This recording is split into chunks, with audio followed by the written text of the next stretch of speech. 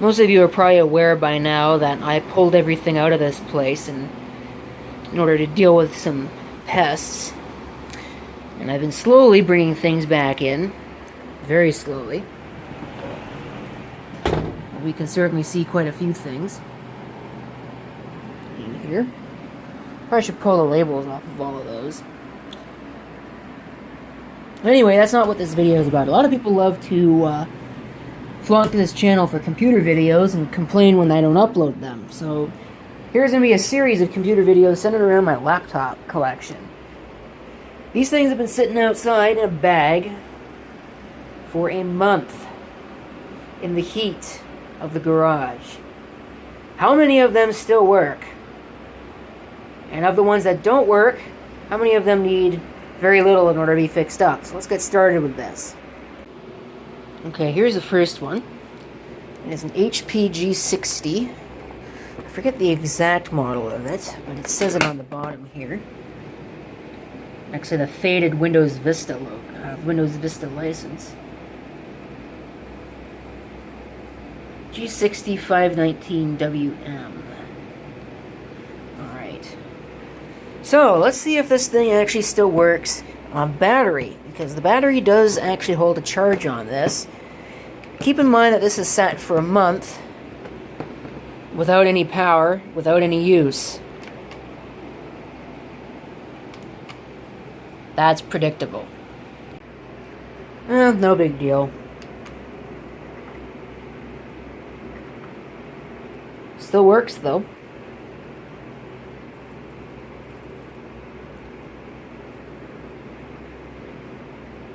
It's running Windows 7.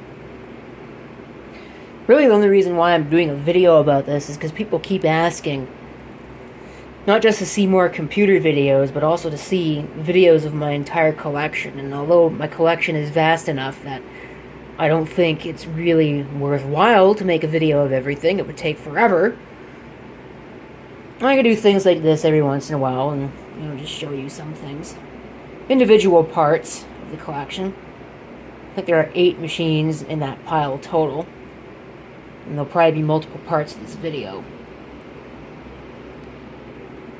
So, it's running Windows 7 Professional. I think it's running 64-bit. But we'll find out when it does actually go ahead and start up here.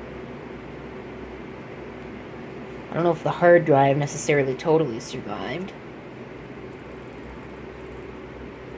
It seems like it's very slow. And the Wi-Fi is turned off. Let's fix that.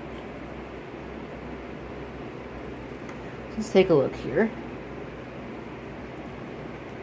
Or not. And let's see what we have for a system. Because I'm sure you're going to be curious. It's nothing really all that great. It's a Celeron 900 with 4 gigs of RAM. Now it's running a 32-bit operating system. I thought it was 64. Well, it doesn't really matter, I guess. Not very good on the Windows Experience Index. Yeah, this is not the best hard drive, really. 160 gig. And even though there are no reallocated sectors or anything like that, at least it doesn't look like there is. Although I know these Hitachi drives tend to do nothing but change their current and worst values as opposed to changing the raw value. So maybe there are reallocated sectors and I just don't know about it. 482, that's in hex as well. So quite a bit more than that, reallocations. So, probably not really a good drive. I may look into replacing that here soon. But the system does function. Okay, now that it's the next day, the other machine is finally finished doing its thing. Here's our next contestant. This is a machine you have not actually seen before on this channel. I did record a video, but it's on a tape that I need to import into the computer. Go figure. So, suffice it to say, this is a Dell XPS L502X that I picked up for free out of a junk pile. Sorry for it being upside down, but there you go.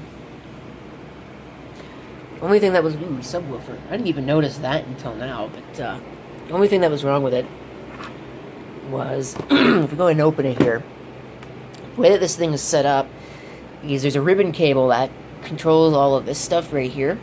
And probably a few other things. Like, I think there's an LED under that, but there's a ribbon cable that controls basically this power button, and that ribbon cable, somebody saw fit to remove it. I don't know why they did that, but that meant that the system would not power on. Put that back into place, and everything is now working just the way that it is supposed to. Now let's see if the battery, which is a brand new battery, actually still happens to have a charge. Look at that. That's nice. So we'll actually go into system setup here.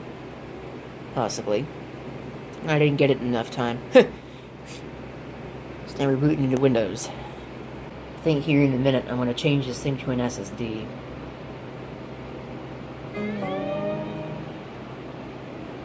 Yeah, that sounds really nice. Oh wow. Yeah, apparently that battery is actually really good still. That's amazing for having sat for a month. Definitely been a while since this thing last saw use. Okay, there's absolutely no excuse for that not to focus. Well, I was going to put this SSD in here, prepared everything to get it all ready to go, and it's not going to work because my little USB to SATA adapter is being completely stupid. So that thing's going straight to the trash, and I guess I'm going to be buying a new one. Anyway, this thing asked me, for whatever reason, to rerun the assessment, so that's what I'm doing. Screw buying a brand new adapter. As it turns out, I happened to find a, I don't know what you call those things, Seagate Free Agent Go, I believe is what they were called. One of the older ones that had the detachable USB to SATA adapter on it. I just pulled that off and used that. Unfortunately, I think my USB ports on this are kind of busted because it didn't detect in either the USB 3.0 and on the 2.0, really slow. I don't know why it's so slow, but it's really slow. And also changing that drive meant that I could get rid of this stupid recovery partition here. I just hope that the system is still going to boot when I'm done with that. Alright, let's just go ahead and close out all this junk. There's the Windows Experience Index scores. I don't think they changed. I'm going to shut it down and change to the SSD.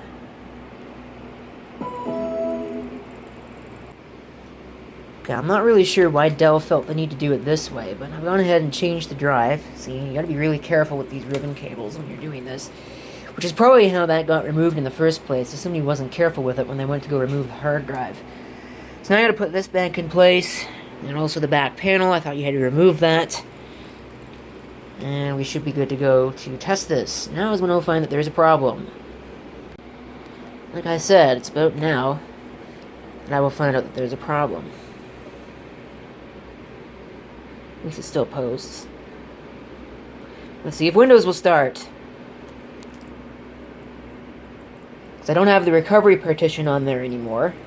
Which is actually a recovery partition, I think, if I remember right, it's for the T430, or maybe the T410, I don't actually remember. But that was much faster. I will need to reboot it, I will do that later. Right now, what I want to do, I want to actually check out the specs, so you can know that. Core i7 2670QM, 8 gigs of RAM, that's as found. I didn't add any memory to this or anything. Like I said, I really can't believe that it was just tossed like that. Go ahead and we'll rerun our assessment.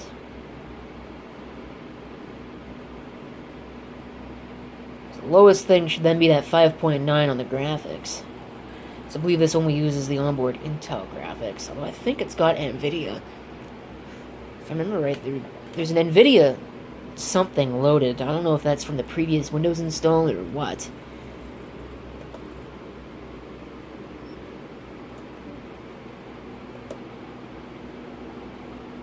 NVIDIA control panel.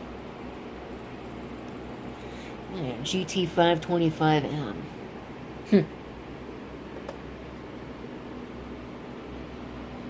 Wow, that's taking a long time. I wonder what the deal is with that. I also love this little design flaw down here. There's a hard drive LED, but you can't actually see it. The cover open. So that was kind of stupid. I don't know why they didn't put it right up here. Yeah, see?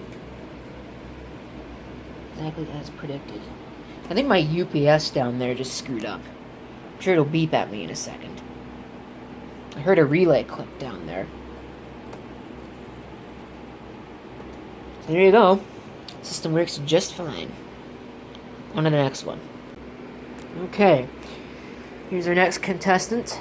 This is the HP 2000. As you see here. And of course, the battery is dead. Okay. This thing's running Windows 10, and it is very temperamental. Or it was when I put it away. It's probably even worse now. Oh, lovely. Let's investigate. Well, as it turns out, the fan's got some issues. It just twitches. I don't think I'm going to put the effort to disassembling the machine. So what I may do is I may cut out these fan grills here. Because there's really no reason for that. It's just restrictive. I may cut out that fan grill. Or I may blow at it with the air compressor. I don't know, but I'm certainly not really going to put the effort. If it needs a new fan, I'm not going to put the effort into putting a new fan into it. It's just an AMD E350 APU, and those things are junk. I'd take a Pentium 4 over that any day. If I could take a Pentium 3 over that any day, they're really slow. I don't remember what all the other specs are. I think it's got 2 gigs of RAM, maybe 4 gigs. Some random hard drive from my collection, probably like a 160 gigabyte or so. It's running Windows 10. It's my test Windows 10 system. If it doesn't end up working out, what I may end up doing is taking the hard drive from this and putting it in my Asus M51E over there and just using the M51E as my test Windows 10 machine. So I'm thinking about replacing that Asus with the Dell, so we'll see. On to the next machine anyway. Alright, next up is the Lenovo ThinkPad T410. I think this one has a dead battery in it. So we'll see. It can't be too dead. It still holds something of a charge. Yeah. Still works. Hopefully the fan works. Suppose we'll know shortly if we look at the CPU temperatures and they're ridiculously off the charts. This thing has my original SSD in it. The ADATA SX900. Let me go ahead and log in here. Okay. So here it is. Yeah, it looks like the battery is still holding a really decent charge. So, now I gotta get this one all updated. Which could take a while. Let's see if my my program here comes up. Let me look at the CPU temperature, but it's not shutting down or anything like that. Of course, it's not really being used. That was weird. Well, the hard drive one came up. There we can see ADATA SX900. Lots of hours on that one. Well, in comparison anyway. Core temp is running, so I don't know what the deal is. Here it comes. I need to update it. Alright, so just in case you were wondering what the specs were. Core i5 520M. 8 gigs of RAM. The ADATA SSD. Windows 7 Pro 64-bit. Here are the Windows Experience Index scores. Rather low on the graphics. But that's because it's just got the Intel graphics. Everything else is pretty good. Alright, the next contestant was going to be this Toshiba Satellite A110. But as it turns out, the power supply that I brought in, that I thought was for this one, is not for this one, it's for the other one. So, can't power that up because I know that this has a bad battery, so that's not going to work. On to the next one, I guess. Okay, this is Dell Inspiron 640M. A recent find, or a recent donation, if you will, that I know has a bad keyboard. I don't know what happened to the keyboard, but I know that the keyboard is bad, or at least it was when I put it away. Looks like the battery is at least marginally good. So that's not too bad. Of course, it's running in MX Linux. If I remember right, there are a couple of keys in the upper two rows that don't work. And again, I'm not really sure why. This happened after I pulled the keyboard out to try and change the RAM, and of course that was a total failure because it doesn't actually accept the RAM that I tried putting in it. And no matter how many times I take this keyboard out and adjust the ribbon cable, it still doesn't work. So I guess there's probably... When I pulled it out, I guess I probably broke something, or I don't know. Whatever the case may be, I know that it doesn't quite work right. We'll get to see when I boot this thing up all the way. Yeah, we were definitely missing a couple keys here. No matter how hard you hit it, it doesn't do anything. So I'm not sure what happened there. But I may be in luck, because it looks like we have an on-screen keyboard. So at the very least, I should be able to get something done with this. Updates. Okay, if you're curious what this is, you can see it's a Core Duo T2400. 2.5 gigs of RAM. Just Intel video.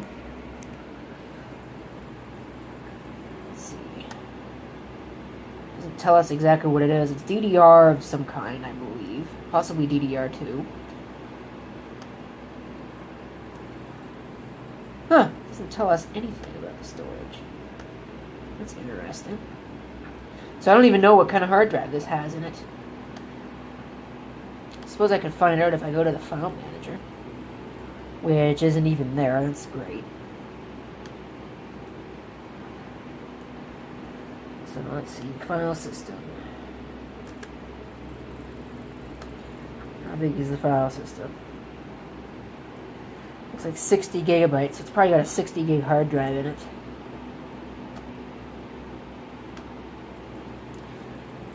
So not too shabby. It just sucks that the keyboard's got problems. I'll have to order a new one. Alright. Ew. Yuck. Anyway, this is an Acer Aspire 3680. You notice how clean these all are, because I did go ahead and brush them all off.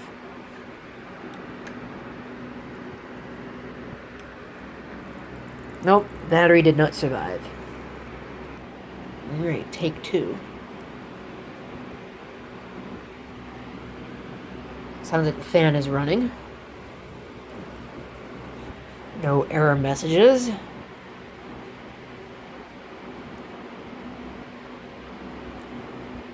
Windows XP.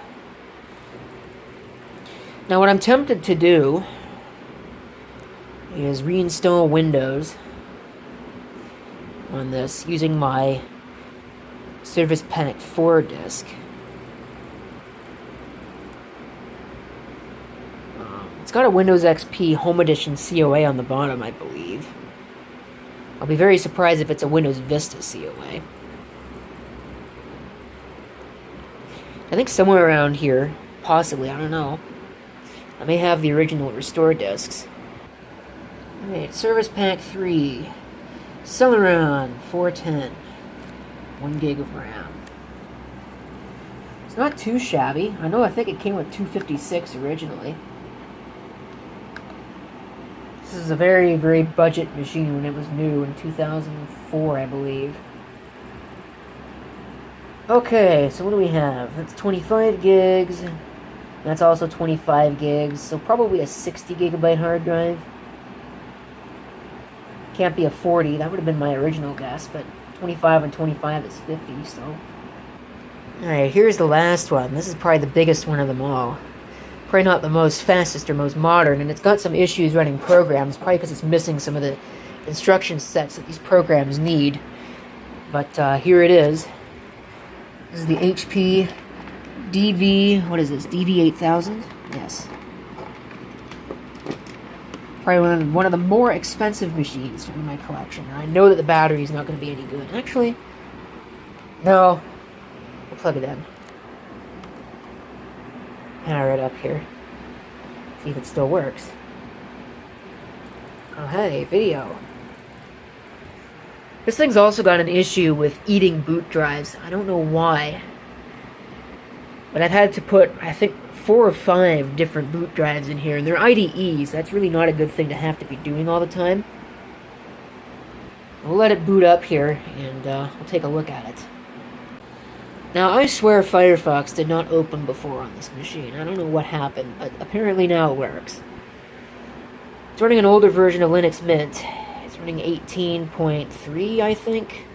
So I probably should upgrade it. Of course, it's a pain to upgrade Linux Mint. Because you kind of have to do it manually, but I might do that.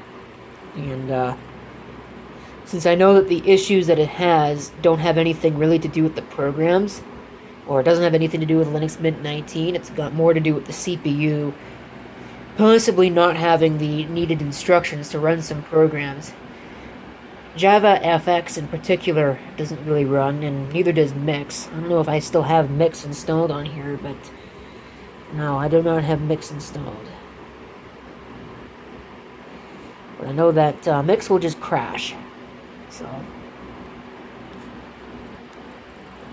there you go. If you're wondering what the system is, and you probably are, I guess I'll go ahead and I'll see if I can find.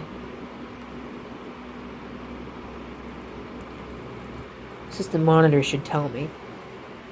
If I remember right, that's where that information is.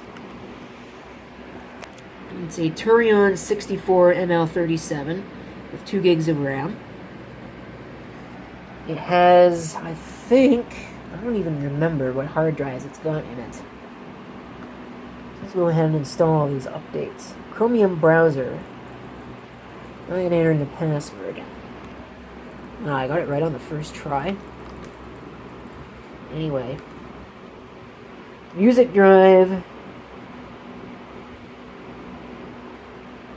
is a 320 gigabyte. It's Western Digital. 320 gigabyte IDE drive for a laptop. So that's actually kind of rare. I'm glad it still works.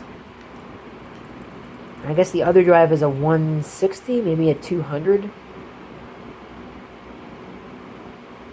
Let me see here. Let me go to the disk utility. And it should tell me what these drives are. 80 gigabyte. So why did that say 166 gigabytes of free space? 92 bad sectors, but it is still in decent health. 54 bad sectors. Wow. So maybe they're not in as good a health as I thought, but at least they're not saying the drive is likely to fail. So we'll let this go through. And I think that worked out pretty nicely. You know, 6 of 7 machines actually worked, and the last one probably won't take too much effort to get working, so we'll see how that ends up.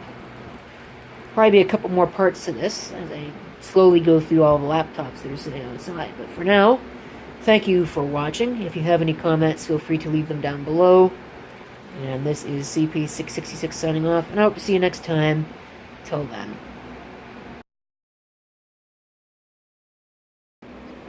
Alright, next up we've got the Dell. Wow.